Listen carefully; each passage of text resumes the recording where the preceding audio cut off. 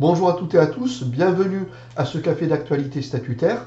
C'est avec un grand plaisir que je suis avec vous ce jour, ce jeudi 17 novembre 2022, à Bordeaux pour les rencontres territoriales RH qui nous réunissent autour d'une thématique forte qui anime nos travaux du jour, à savoir la santé au travail. Je suis Pascal No, directeur général adjoint en charge des ressources humaines, des systèmes d'information et des moyens au Conseil départemental des Landes. L'objectif de la vidéo, c'est simplement, dans le cadre d'un temps que je sais pour vous de pause entre deux ateliers, de faire un point rapide sur l'actualité réglementaire pour les semaines et mois à venir qui préoccupent les professionnels dans les directions des ressources humaines. Je porterai également à votre connaissance quelques jurisprudences récentes en matière de gestion du personnel ayant un lien plus ou moins direct avec la thématique de la santé au travail des agents. Merci par avance pour votre attention. Élection professionnelle du jeudi 8 décembre 2022, élaboration du rapport social unique, passage aux 1607 heures pour les départements et régions au 1er janvier 2023, complexité des modalités du versement du CTI Ségur. D'ailleurs, sur ce sujet, je vous invite à vous référer à une note d'information toute récente publiée par la DGCL en date du 15 novembre 2022 qui clarifie l'état du droit vis-à-vis du public bénéficiaire. Autre chantier également appréhendé dans les mois à venir d'une importance particulière, celui de la protection sociale complémentaire. Chantier également à mener encore pour sa bonne appropriation, c'est celui de l'alignement des droits des agents contractuels sur ceux des agents titulaires. Suite à la publication du décret, je vous rappelle, numéro 2022-1153 du 12 août 2022, qui actualise les dispositions générales applicables aux agents contractuels de la fonction publique territoriale pour tenir compte en particulier des évolutions qui sont issues de la loi du 6 août 2019 portant transformation de la fonction publique, sans oublier que le mois de septembre 2022 était synonyme d'obligation pour la mise en œuvre par les employeurs territoriaux des procédures de recueil et de traitement des signalements, sans oublier la mise à jour nécessaire des protocoles sanitaires Covid-19 au regard de l'évolution de l'épidémie. Les chantiers ne manquent pas pour les ressources humaines dans les semaines et les mois à venir. Je vous propose maintenant de faire un focus rapide sur certaines de ces dispositions. Concernant les élections professionnelles, je souhaite vous apporter des précisions sur les nouvelles instances à élire. La date des élections professionnelles pour le prochain renouvellement général des organismes consultatifs des trois versants de la fonction publique a été fixée au 8 décembre 2022 par un arrêté du 9 mars 2022. 5,6 millions d'agents publics sont appelés à voter aux élections professionnelles du 8 décembre 2022. Le taux de participation est en 2018 de 49,7% contre 52,8% en 2014. Ce qu'il faut en retenir concernant les nouvelles instances à élire, c'est que l'actuel comité technique et le comité d'hygiène et de sécurité des conditions de travail fusionneront le 8 décembre 2022 en faveur du comité social territorial. Le comité social territorial sera toujours en charge d'examiner les mesures générales relatives à la gestion du personnel. Il sera notamment consulté sur les questions relatives au temps de travail et au compte épargne-temps, à l'organisation des services, aux lignes directrices de gestion, au plan d'action relatif à l'égalité professionnelle entre les femmes et les hommes, aux orientations stratégiques en matière de politique indemnitaire, aux orientations stratégiques en matière d'action sociale, ainsi qu'aux aides à la protection sociale complémentaire, au rapport social unique, au plan de formation ou encore à la fixation des critères d'appréciation de la valeur professionnelle. Tous les cas de saisie du comité social territorial sont fixés par l'article 54 du décret numéro 2021-571 du 10 mai 2021. La formation spécialisée en matière de santé, de sécurité et de conditions de travail ne sera plus une instance à part entière. Elle est obligatoirement instituée au sein du comité social territorial dans les collectivités et établissements comptant au moins 200 agents. Elle est facultative en deçà. En complément de cette formation spécialisée, il est possible d'instituer une formation spécialisée pour une partie des services si l'existence de risques professionnels particuliers le justifie. En l'absence de formation spécialisée, les missions d'hygiène et de sécurité et de conditions de travail sont exercées par le comité social territorial. Existera-t-il encore des commissions administratives paritaires, des CAP? La question peut être légitimement posée, car depuis la publication de la loi de transformation de la fonction publique, et particulièrement depuis le 1er janvier 2020, les CAP ont observé une perte de compétences progressive. Cette perte de compétences a conduit à la restriction de leur mission aux décisions individuelles défavorables prises à l'égard des fonctionnaires. Les CAP existeront toujours, mais se verront réduites à une seule instance par catégorie, ABC. Le conseil de discipline compétent pour les agents fonctionnaires reste également une émanation des CAP. Les agents contractuels bénéficieront-ils d'une instance dédiée pour le suivi des décisions individuelles? La réponse est oui. L'instance dédiée aux agents contractuels de droit public qui va être élue est la commission consultative paritaire, CCP. Elle est saisie sur des décisions individuelles défavorables s'imposant à l'agent par l'autorité territoriale ou par l'agent selon le cas. Le conseil de discipline compétent pour les agents contractuels est une émanation des CCP. Actuellement, il existe une CCP par catégorie hiérarchique A, B et C. Suite aux élections professionnelles de 2022, une seule et unique CCP sera compétente pour toutes les catégories hiérarchiques.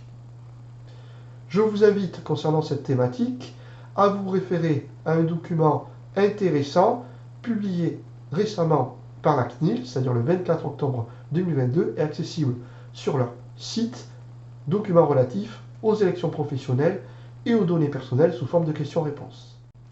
Concernant la préparation du rapport social unique qui génère beaucoup de travail dans les services du personnel, je souhaite juste vous rappeler qu'il permet aux employeurs, ce rapport social unique territoriaux, d'apprécier les caractéristiques des emplois, la mise en œuvre des mesures relatives à la diversité et à la lutte contre les discriminations, et que les données qu'il contient dressent également une photographie de la situation comparée entre les femmes et les hommes, ainsi que de son évolution. Et que l'élaboration de ce rapport social unique, c'est une obligation légale. La collecte des données sociales est ouverte depuis le 12 juillet 2022. La loi du 6 août 2019 portant transformation de la fonction publique, elle a instauré une mise en place de bases de données sociales et le rapport social unique. Elle a créé un nouveau cadre juridique qui conduit à revoir l'organisation des modalités de collecte des données entrant anciennement dans le champ des bilans sociaux pour la fonction publique territoriale. L'article L231-1 du Code général de la fonction publique, tel qu'issu de la loi de transformation de la fonction publique, dispose que les données à partir desquelles est élaboré ce rapport social unique sont renseignées à partir d'une base de données sociales. Et l'ensemble des données recensées sont à transmettre à la Direction générale des collectivités territoriales. C'est un arrêté du décembre 2021 qui est paru en janvier 2022 qui a fixé pour la fonction publique territoriale la liste des indicateurs contenus dans la base des données sociales. À partir des informations renseignées dans la base de données sociales, l'autorité territoriale ou le cas échéant le président du centre de gestion établit un rapport social unique au regard notamment des thématiques précisées par l'article 3 de l'arrêté du 10 décembre 2021.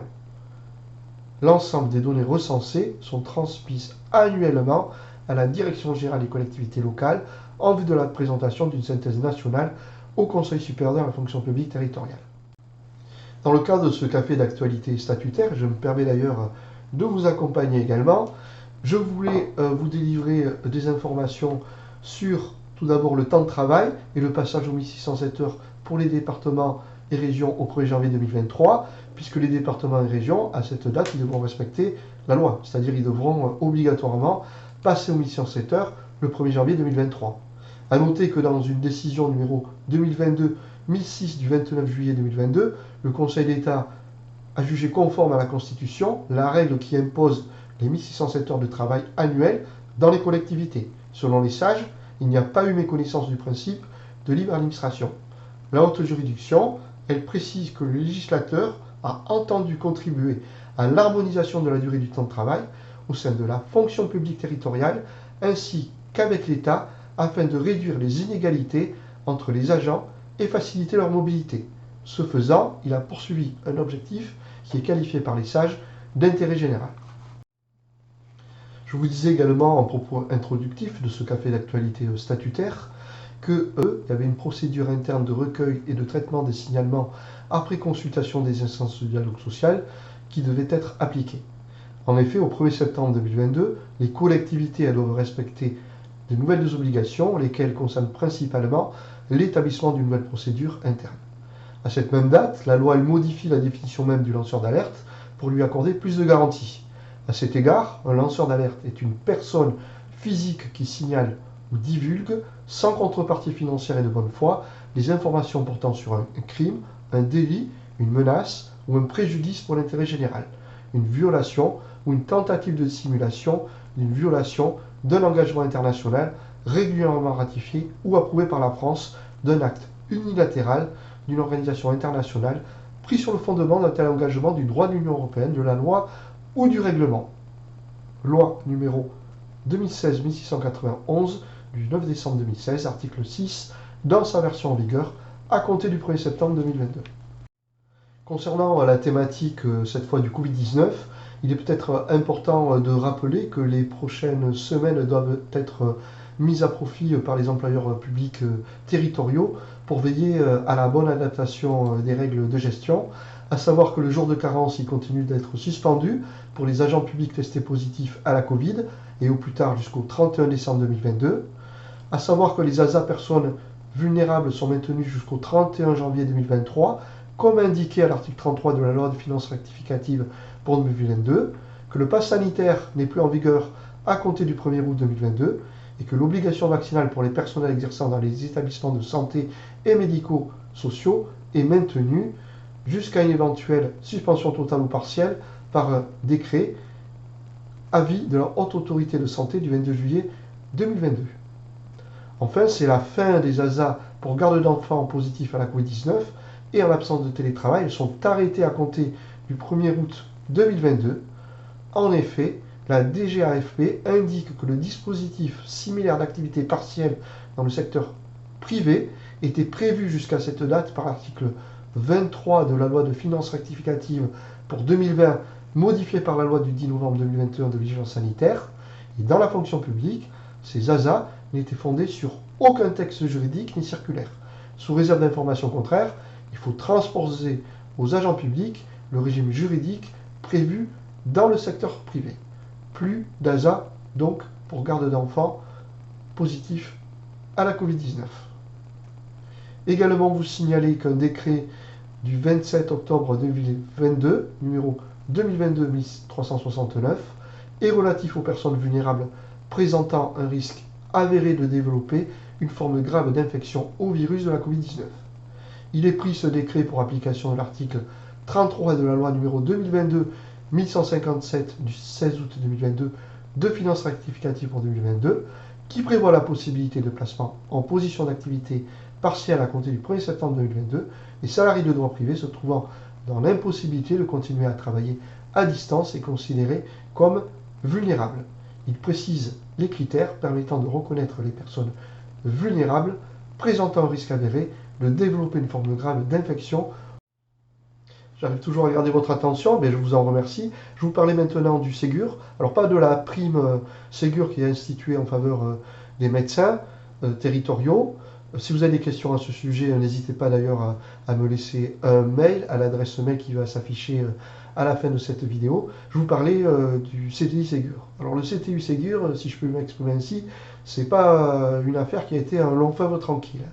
Puisque le CTI Ségur, initialement, il était créé sous forme de prime, avec un décret qui avait été publié en ce sens en avril 2022, et un projet de loi de finances rectificative publié durant l'été 2022 a transformé donc cette prime en CTI Ségur.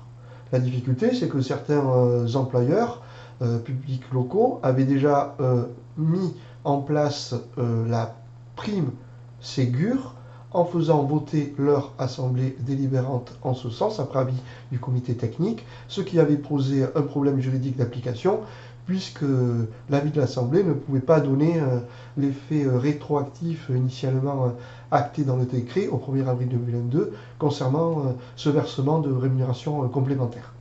Donc l'histoire se termine avec la note que j'ai citée dans mes propos introductifs en début de vidéo, notamment avec la note diffusée par la DGCL le 15 novembre 2022, elle se termine bien entendu sur la question du public bénéficiaire, puisque la circulaire en question vous permet d'avoir une liste avec des annexes du public qui est bénéficiaire. Vous dire également que ça se termine concernant la difficulté d'application qu'il y a pu avoir par rapport à l'effet rétroactif au 1er avril 2022, parce que maintenant c'est une loi qui prévoit cet effet rétroactif, donc cette problématique semble levée. Vous signalez également que la circulaire en question, elle rappelle que le gouvernement avait signé le 13 juillet 2020 avec une majorité d'organisations syndicales les accords de Ségur, qui prévoient une revalorisation significative des carrières et des rémunérations des professionnels paramédicaux, afin de mieux reconnaître leurs compétences et renforcer l'attractivité de leur métier. Cette revalorisation salariale s'est notamment traduite par la création d'un complément de traitement indiciaire, donc le CTI, et par l'indemnité équivalente versée, respectivement aux fonctionnaires et agents contractuels de droit public, dans les conditions fixées par l'article 48 de la loi du 14 décembre 2020 de financement de la sécurité sociale pour 2021. Le bénéfice du CTI et de l'indemnité équivalente est conditionné au fait que les agents territoriaux exercent certaines fonctions au sein de certains établissements et services sociaux et médico-sociaux et services départementaux limitativement énumérés à l'article 48 que je viens de préciter, de la loi que je viens de préciter, et conformément à l'engagement pris par le gouvernement dans le cadre de la conférence des métiers de l'accompagnement social et médico-social, le bénéfice de cette revalorisation salariale a récemment été étendu. Alors l'article 48 de la loi du 14 décembre 2020, de la sécurité sociale, de financement de la sécurité sociale pour 2021, donc il indique à compter du 1er avril 2022, certains agents territoriaux qui exercent des fonctions dans différentes structures et qui jusqu'alors n'ouvraient pas droit à cette revalorisation salariale du CTI, ils sont éligibles. C'est-à-dire que la loi a désormais apporté une extension du champ des bénéficiaires, au-delà des précisions des bénéficiaires eux-mêmes qui sont listés dans donc la note de la DGCL du 15 novembre dernier. Donc cette lecture des textes relatifs au CTI, elle est désormais facilitée par la note de la DGCL. Et cette lecture des textes du CTI, elle est certes facilitée, mais des problèmes demeurent encore, puisque dans certaines collectivités territoriales, je pense notamment aux départements et dans certains services, comme par exemple les entreprises adaptées départementales, où il y a un public de fonctionnaires d'origine statutaire différente qui travaillent, qui peuvent avoir pour origine la territoriale ou alors l'hospitalière, mais les gens pour un même métier exercé, au regard de leur spécificité statutaire, ne perçoivent pas en fait le même montant de rémunération, ce qui crée vraiment une difficulté. Donc difficile d'évoquer toutes ces problématiques en si peu de temps, mais bien entendu, même principe, je reste à disposition à l'adresse mail mentionnée en fin de vidéo si vous avez des questionnements complémentaires par rapport à ces précisions. Une grande préoccupation également des directions des ressources humaines dans les mois à venir, c'est la bonne appréhension de la réforme ambitieuse des modalités de financement des garanties de la protection sociale complémentaire des agents publics qui a été engagée par le gouvernement. Donc l'ordonnance du 17 février 2021, qui est relative à la protection sociale complémentaire dans la fonction publique, elle définit en fait les grandes orientations interversant, notamment le principe d'une participation obligatoire des employeurs publics en matière de santé sur la base du socle minimum applicable aux salariés du secteur privé, ainsi que la possibilité, dans le cadre d'un accord collectif, de prévoir un mécanisme de souscription obligatoire des agents. Concernant plus spécifiquement la fonction publique territoriale, l'ordonnance elle vise à traduire les engagements pris par les représentants des employeurs territoriaux en matière de protection sociale complémentaire et à adapter aux spécificités de la fonction publique territoriale le socle commun applicable aux trois versants de la fonction publique. L'ordonnance elle prévoit d'abord un renforcement des rôles des centres de gestion qui auront désormais l'obligation de proposer une offre en matière de protection sociale complémentaire aux collectivités qui resteront toutefois libres de ne pas adhérer au dispositif proposé.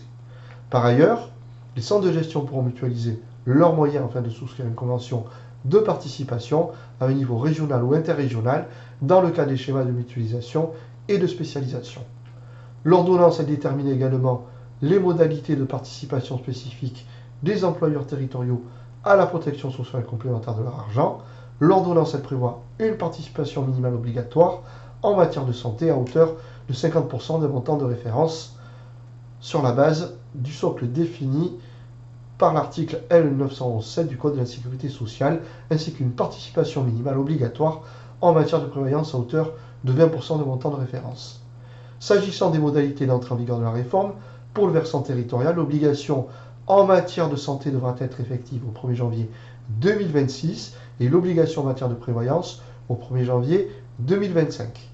La participation minimale de l'employeur sera de 15 € par mois, soit la moitié du montant de référence fixé à 30 €, de quoi favoriser l'accès aux soins médicaux pour tous. En prévoyance, à compter du 1er janvier 2025, l'employeur devra verser une participation minimale de 7 € par mois, soit 20% du montant de référence, qui est fixé quant à lui à 35 €. Ceci permettra à davantage d'agents d'être indemnisés en cas d'incapacité de travail, d'invalidité, d'inaptitude ou de décès, une situation qui est beaucoup plus courante qu'on ne croit, puisque près de 10% des départs en retraite dans la fonction publique territoriale se font pour raison d'invalidité. Les employeurs territoriaux et les organisations syndicales peuvent engager une négociation au niveau local et convenir de garanties supérieures à celles fixées réglementairement en matière de protection sociale complémentaire. En outre, un débat devait être organisé au sein de chaque assemblée délibérante dans un délai d'1 an à compter de la publication de l'ordonnance, soit avant le 18 février 2022. La réforme de la protection sociale complémentaire vise en fait à assurer une meilleure couverture des agents contre les risques et à améliorer le niveau de garantie qui leur sont offerts en renforçant les mécanismes de mutualisation. En outre, elle cherche à mettre fin à une inégalité avec le secteur privé où la complémentaire santé est financée par l'employeur depuis de nombreuses années. En effet, la protection des agents qui servent la collectivité et le renforcement de leur accès aux soins médicaux est une priorité, doit être une priorité, à plus forte raison dans la crise sanitaire actuelle. Ce temps d'actualité, bien entendu, ne peut pas être exhaustif en 30 minutes, mais je tenais à évoquer tout de même les éléments complémentaires suivants. Tout d'abord, l'augmentation de l'indemnité forfaitaire de télétravail à hauteur de 15% à partir de janvier 2023. Le montant passe de 2,5 à 2,88 € par jour. L'idée, c'est de couvrir l'augmentation des prix à l'énergie à partir de début 2023 pour les télétravailleurs et pour les télétravailleurs dont les employeurs ont institué l'indemnité forfaitaire de télétravail, bien entendu. A noter qu'au-delà de cette date, 2023, certains services de l'État expérimenteront le télétravail en fermant les bâtiments pour mesurer précisément les économies réelles de chauffage. Vous faire écho également à mes propos liminaires concernant les changements intervenus en août 2022, plus précisément avec le décret du 12 août 2022 qui actualise les dispositions relatives aux agents contractuels, parce que parmi les nombreuses modifications apportées, il peut être relevé les modifications des règles relatives au licenciement pour inaptitude physique des agents contractuels. Là, il y a 2 changements majeurs que je me dois de partager avec vous. C'est qu'en premier lieu, le licenciement ne peut pas intervenir avant l'expiration d'une période de 10 semaines et non plus 4, sur l'expiration des congés de maternité, de naissance, pour l'arrivée d'un enfant placé en vue de son adoption ou de paternité et d'accueil de l'enfant. Et en second lieu, le cas échéant, le licenciement est différé jusqu'à l'expiration des droits de l'intéressé à congé de maladie rémunéré, alors qu'auparavant, il indiquait également l'expiration des droits à congé maternité. Je vous précise qu'il est également important, dans les semaines et les mois à venir, de bien appréhender les dispositions relatives à la formation issues d'un nouveau décret publié le 22 juillet 2022, décret qui est relatif à la formation et à l'accompagnement personnalisé des agents publics en vue de favoriser leur évolution professionnelle. Ce décret, en fait, il organise la priorité d'accès aux actions de formation, il renforce les droits relatifs au congé de formation professionnelle, il précise les conditions d'utilisation d'un congé qui peut être utile en matière de problématiques de santé au travail, congé dit de transition professionnelle. Alors le bénéfice d'un congé de transition professionnelle, il est introduit par la réglementation avec pour objet de permettre à un agent de suivre en vue d'exercer un nouveau métier au sein du secteur public ou du secteur privé, une action ou un parcours de formation. Le congé de transition professionnelle, il est fixé pour une durée égale ou supérieure à 120 heures. Il est sanctionné par une certification professionnelle, par une attestation de validation de bloc de compétences ou par une certification de l'habilitation. Il peut être d'une durée égale ou supérieur à 70 heures s'il s'agit d'accompagner et de conseiller les créateurs ou repreneurs d'entreprise. Congé de transition professionnelle, il peut être fractionné en mois, semaines ou journées. Et lorsque le projet d'évolution professionnelle nécessite une ou des actions de formation dont la durée totale est supérieure à 12 mois, ce congé il peut, à la demande du fonctionnaire, être prolongé par un congé de formation professionnelle pour une durée cumulée ne pouvant excéder 5 ans sur l'ensemble de la carrière. Le bénéficiaire d'un congé de transition professionnelle est considéré en position d'activité. Le fonctionnaire en congé de transition professionnelle conserve son traitement brut et, le cas échéant, l'indemnité de résidence et le supplément familial de traitement. La collectivité prend en charge les frais de la formation, le cas échéant dans la limite d'un plafond. Elle peut également prendre en charge les frais occasionnés par les déplacements de l'agent concerné. Chaque agent public peut également bénéficier d'une période dite d'immersion professionnelle auprès d'un ou des employeurs publics mentionnés à l'article L.2 du Code général de la fonction publique ou de tout organisme public d'une durée comprise entre 2 jours et 10 jours ouvrés, consécutifs ou non, dont la durée cumulée ne peut être supérieure à 20 jours sur une période de 3 ans. Cette période d'immersion professionnelle, elle permet à un agent d'appréhender la réalité d'un métier, d'observer sa pratique et l'environnement professionnel dans lequel elle se déroule en vue de confirmer son projet d'évolution professionnelle et de faire un choix éclairé de mobilité, la demande étant à présenter par l'agent, devant être motivée et devant être communiquée à l'administration d'emploi. Enfin, pour conclure ce temps d'actualité statutaire de nos rencontres territoriales des RH du 17 novembre 2022 à Bordeaux, je vous ai préparé 2 ou 3 jurisprudences en rapport avec la thématique du jour, la santé au travail. La première d'entre elles, c'est un arrêt de la Cour administrative d'appel de Nantes du 19 juillet relatif aux arrêts de maladie. Il y est précisé qu'un responsable hiérarchique n'a pas à connaître les motifs d'un arrêt de travail de l'agent qui l'encadre. En effet, dans le cas d'un contentieux, la Cour a eu à connaître de la contestation d'une sanction de blâme infligée à un supérieur hiérarchique au motif qu'il avait demandé à son subordonné les motifs de ses arrêts de travail lors d'une réunion d'équipe. Les juges ont considéré que le comportement du supérieur hiérarchique caractérisait un comportement fautif, accentué par 1. Son positionnement au sein de la hiérarchie administrative et notamment son expérience du management, 2. L'existence d'une procédure spécifique de contrôle des arrêts de travail, et 3. Le fait que cette demande soit intervenue lors d'une réunion d'équipe. Par cette décision du 19 juillet 2022, les juges ont ainsi confirmé la sanction de blâme qui n'apparaît pas disproportionnée eu égard au comportement fautif du supérieur hiérarchique. La deuxième jurisprudence intéressante à relever, bien que moins récente, elle date d'avril 2021, c'est toujours de la Cour administrative d'appel de Nantes, elle est relative aux accidents de service. Il y est précisé que les textes ne limitent pas à l'employeur un remboursement lié aux seuls frais prescrits par un praticien. Un fonctionnaire qui est victime d'un accident de service, de trajet ou d'une maladie professionnelle bénéficie d'un congé pour invalidité temporaire imputable au service, le CITIS, qui lui garantit son traitement jusqu'à sa reprise ou sa retraite et le remboursement des honoraires et des frais qu'ils ont directement entraînés.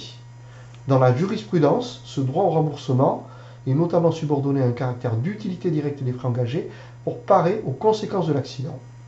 Les textes, et c'est là l'important à relever, ne limitent pas le remboursement aux seuls frais prescrits par un praticien. Ces frais peuvent notamment intégrer une cure thermale ou encore un soutien psychologique sous forme d'entretien régulier s'il a été jugé utile par un psychiatre agréé.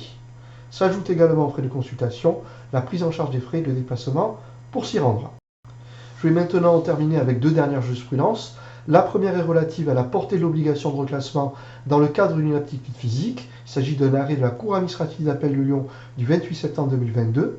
Il y est précisé que la portée de l'obligation de moyens de reclassement qui pèse sur l'employeur public, et plus précisément sur les cas dans lesquels l'employeur remplit son obligation de reclassement. Un employeur, il a rempli son obligation de reclassement selon la jurisprudence dans la mesure où 1. Il s'est fondé sur des données médicales, avis d'un médecin agréé, avis du médecin du travail sollicité dans le cadre d'une saisine ou non du conseil médical, qui a attesté que l'agent ne pouvait pas être apte à des emplois relevant de la filière administrative.